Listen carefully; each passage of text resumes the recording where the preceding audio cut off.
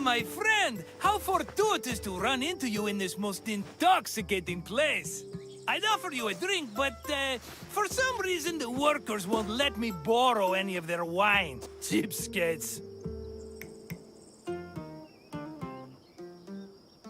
Why, I'm Marcos, of course, one of the most successful merchants in all of Greece. You really haven't heard of me?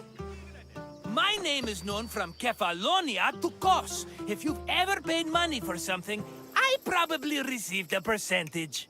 But enough about me. Let's go back to what you're doing here.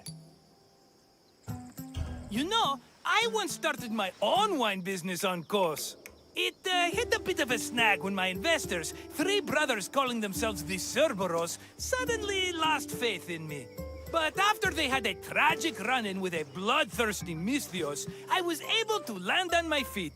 From then on, the streets of Kos overflowed with wine, and my purse overflowed with drachmi. Very sad about the Cerberus, though. Couldn't have happened to nicer people. As you can probably tell by all the grapes, this is one of Greece's many vineyards. Wine was an essential part of Greek culture, and this tour will take you through how it was made. In addition to being delicious, not to mention lucrative, wine was an important part of Greek economy. I promise I'll meet you at the end of your visit, my friend. See you soon!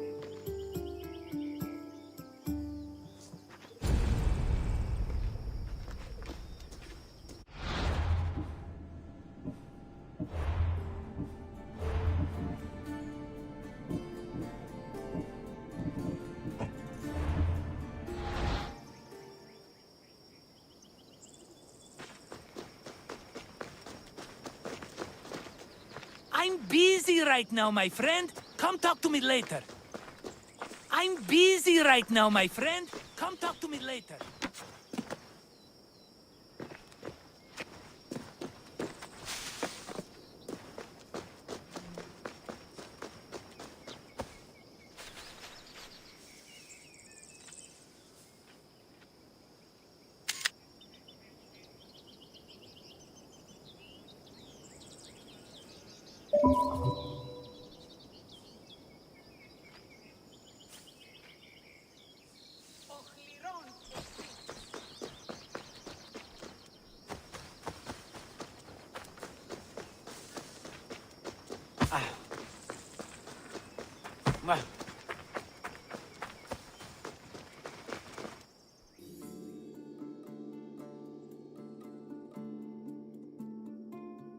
Winemaking dates back to the 4th or 3rd millennium BCE.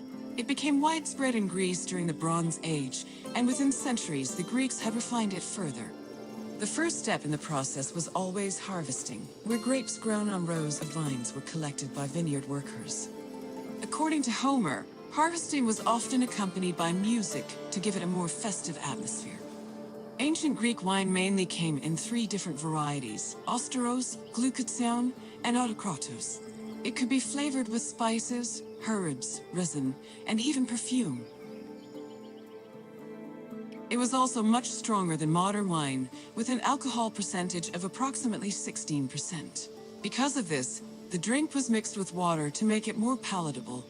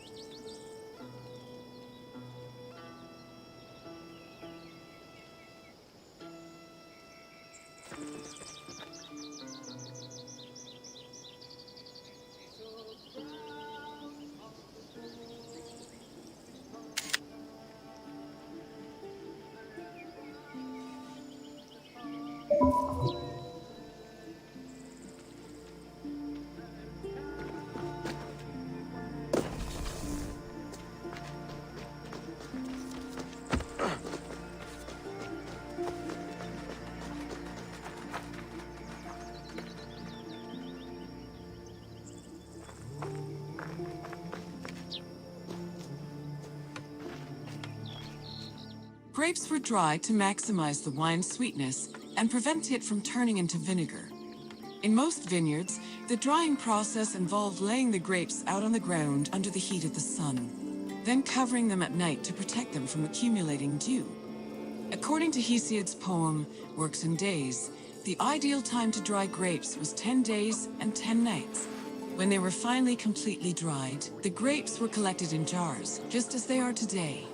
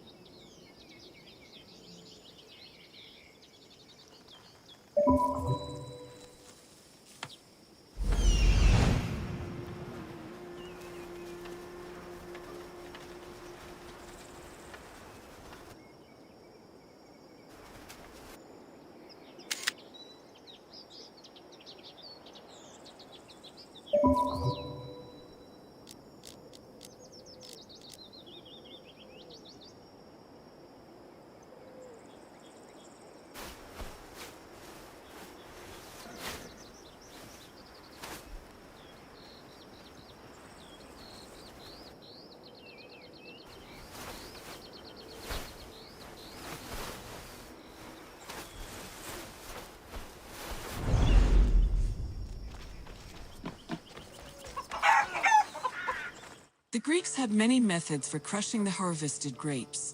The most common technique was to use a lenos, a large treading vat where workers stomped on grapes with their feet. Alternatively, the Greeks sometimes crushed the grapes by hand using a strainer, mashed them with a mortar and pestle, or squeezed them using a tool called a sack press.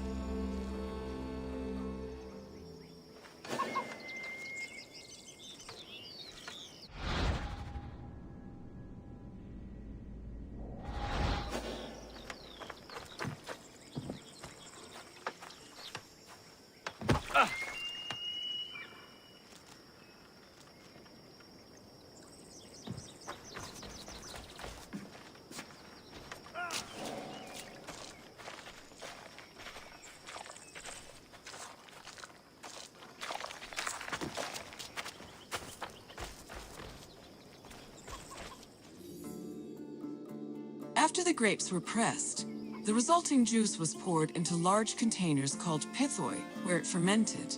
Once fully fermented, the wine was filtered through an ethmos, or sack, which separated it from the residual yeast called lees. The wine was then placed in a special storage room. The room was half buried to keep it dry and maintain a consistent temperature of 15 degrees Celsius. These measures ensured the wine wouldn't lose any of its quality before being shipped to market.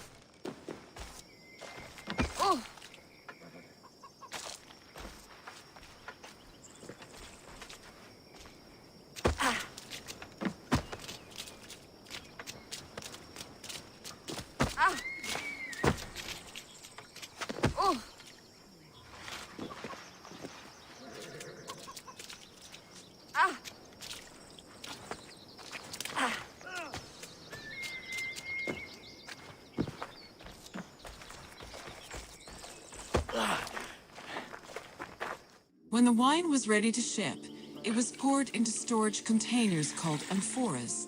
These were smaller than pithoi, which made them easier to ship and display in crowded marketplaces. However, that doesn't mean transporting wine was always a safe endeavor.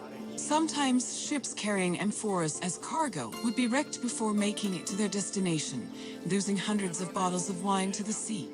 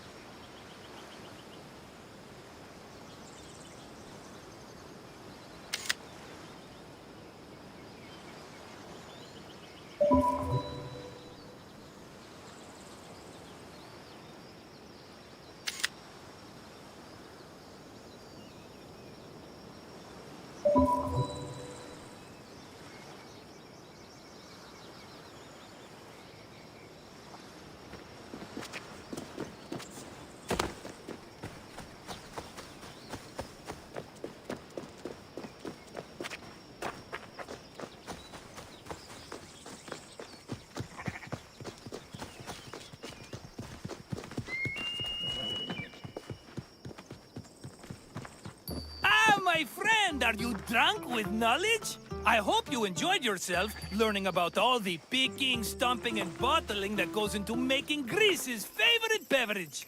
Maybe if my customers understood how hard winemaking was, they'd agree more with my perfectly reasonable prices.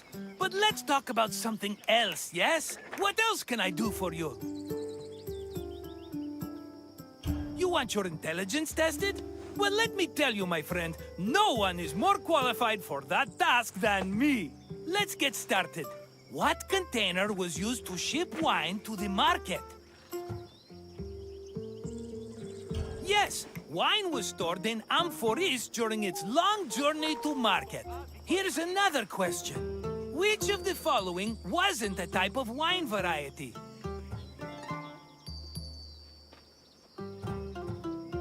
Which of the following wasn't a type of wine variety? No, Автокраtor was wine of the medium sweet variety, but don't give up yet. Correct. Thasos was an island famous for its vineyards, not a specific type of wine. Just one more question to go, my friend. Which part of the winemaking process created the grape juice necessary for wine? That's the one! The harvested grapes were pressed in a linos, often by the feet of vineyard workers. Just try not to think about that last part whenever you have a cup of wine. You know your wine. You're as good with facts as I am with money, and that's really saying something.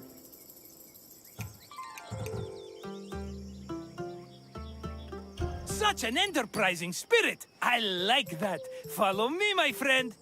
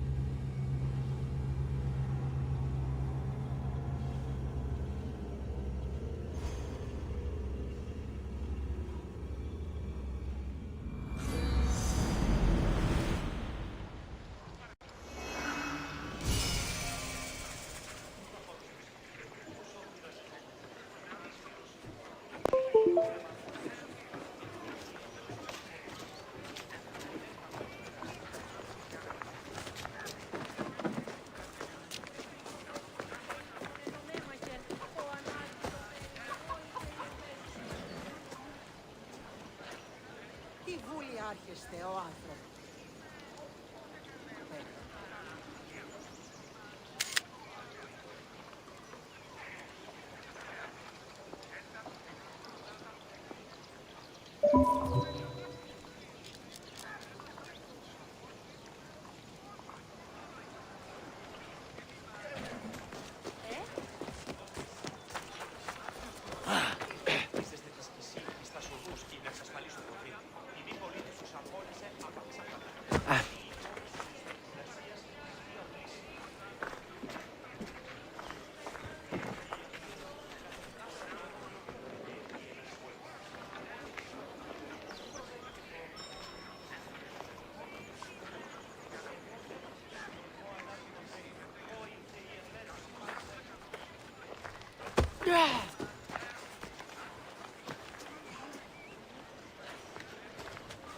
Μεγάλη είναι το όνομα Δι.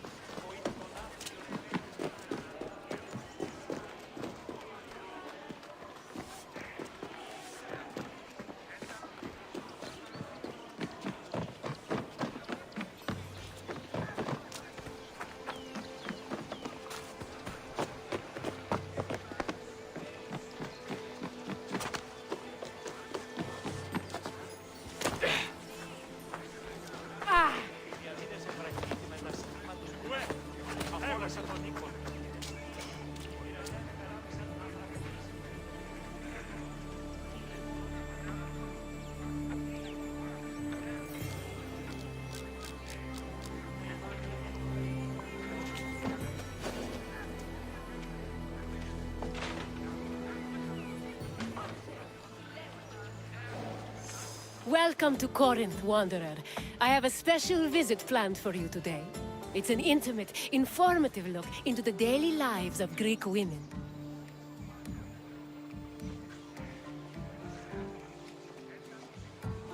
It's amazing what women could accomplish while men spend all day trying to out-debate each other at assembly meetings. Their work should be far more appreciated on the whole, but we're going to acknowledge that now.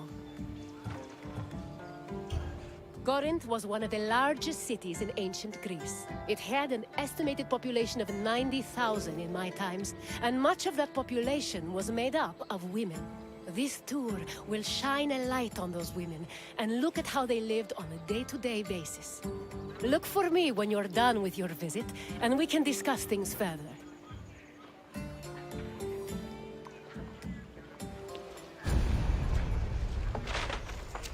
Enjoy your visit. I will see you soon.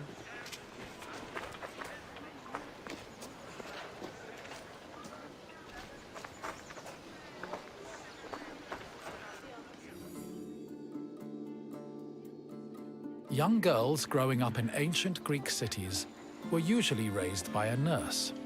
They mostly stayed in the women's quarters of the house, the gunaikon, where they spent their time spinning threads and weaving. While there is not much historical evidence of young girls at play, especially compared to boys, it was still known to happen. For example, an ancient terracotta group depicts two girls playing ephedrismos. This was a competition to see who could strike an upright rock from afar using a pebble or ball. The game's loser had to close their eyes and carry the victor until they managed to touch the same rock with their hands.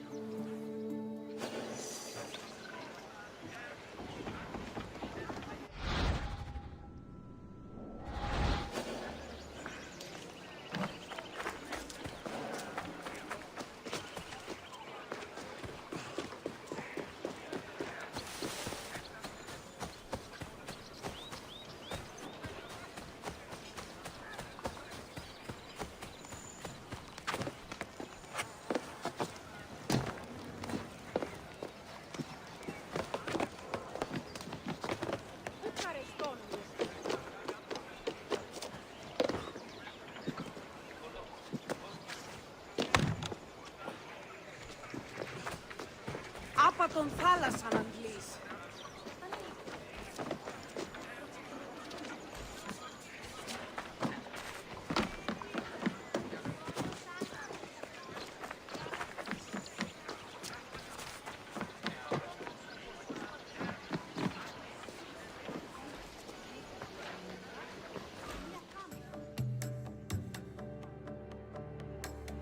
For a young Greek woman, marriage was the culmination of their induction into society. The average life expectancy for women was about 40 years, so most marriages took place when the bride was 14 or 15 years old. The marriage did not require her consent either. Instead, she was passed on from the protection of her father to that of her husband. Married women were not technically citizens at the time and lacked the rights that came with official citizenship. However, they did receive a dowry that only they were allowed to spend, but in the event of a failed marriage, the dowry was returned to the bride's father. After the marriage was consummated, the woman's status changed from being a maiden to a bride. She remained a bride until the birth of her first child, wherein she officially became a woman.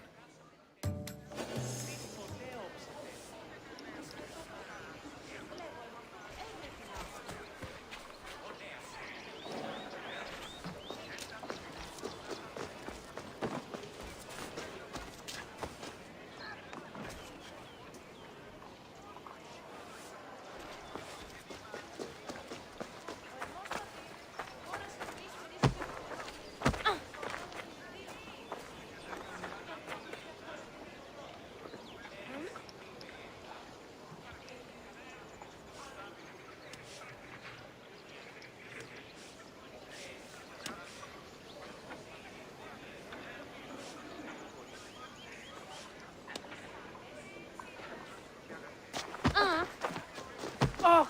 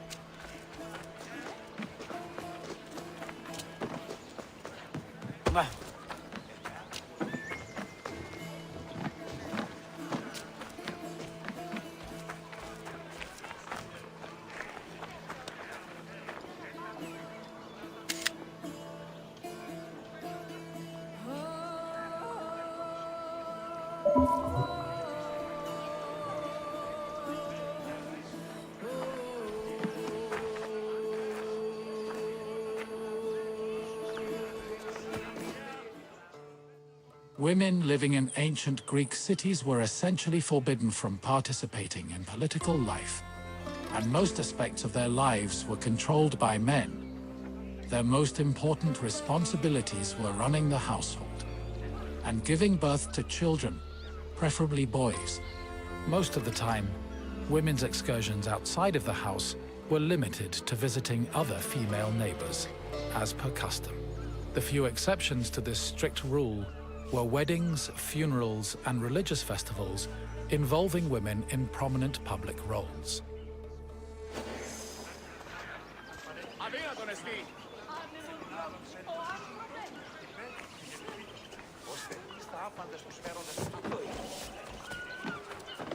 Οχληρών εστί.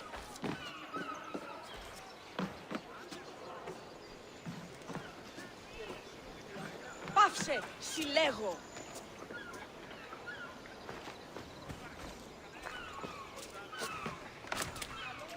Άνεμον διώκεις, ο άνθρωπε.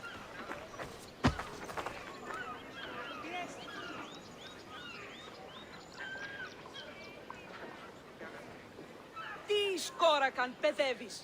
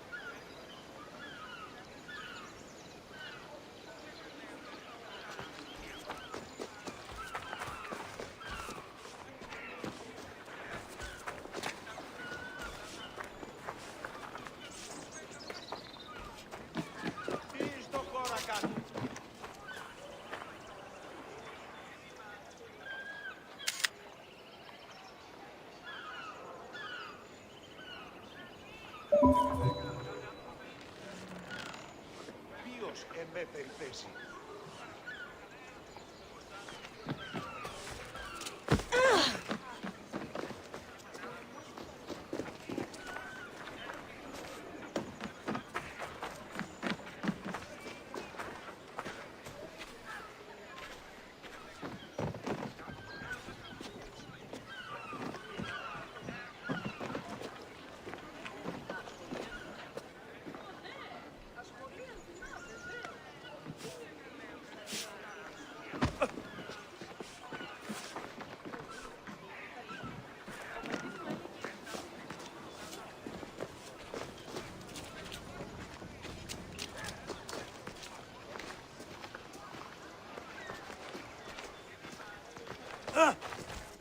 Making textiles was the main occupation of most Greek women.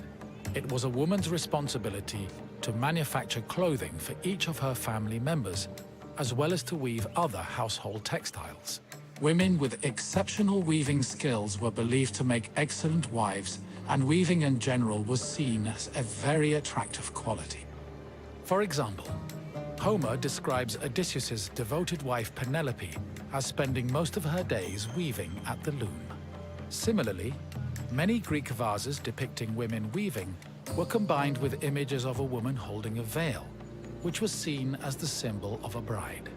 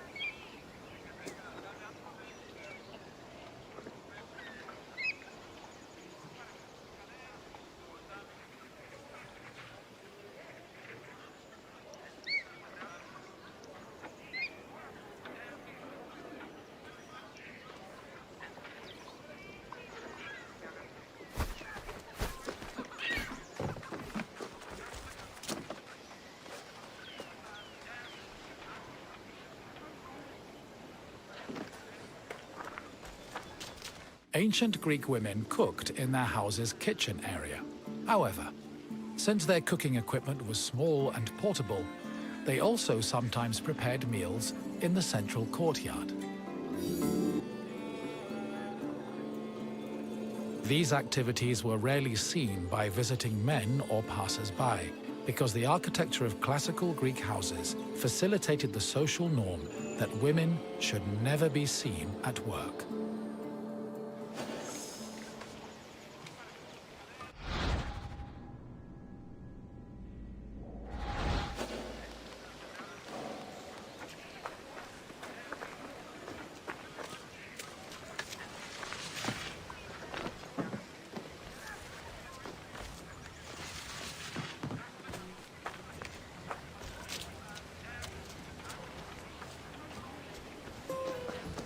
Enjoy your visit. I will see you soon.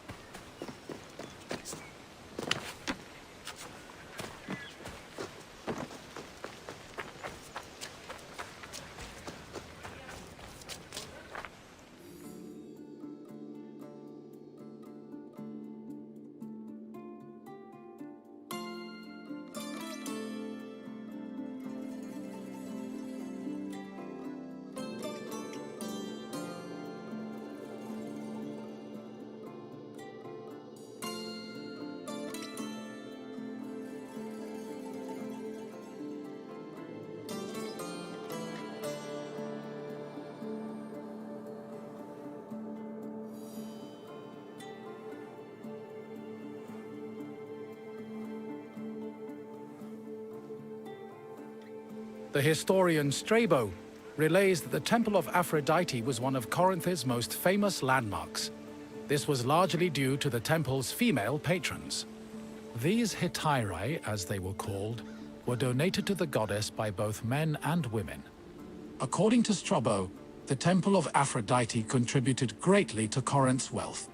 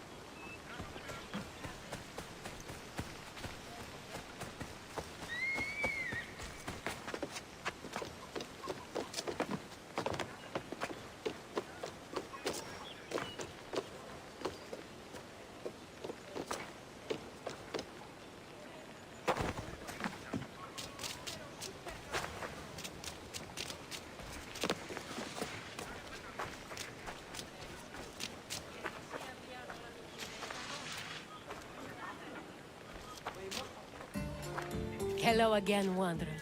I hope your visit was an interesting one. Greek women lived very restricted lives compared to men, but throughout it all, they held on to their strength and dignity. Is there anything else you'd like to do? Feeling up for a test? Excellent! Let's begin with an easier question. What was the name of the women's quarters in a Greek home?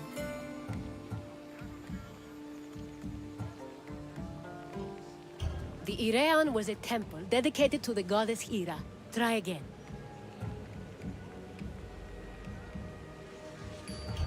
The Andron was actually the men's section of the house, where they held their symposia. Try another answer. Correct. The Gynekon was where young girls spent their days weaving and spinning threads. On to the next question. The Corinthian temple said to employ the Hetera was dedicated to which god? Correct. Aphrodite was the goddess of love and passion, so it's only fitting her temple served such an amorous purpose. We're almost done.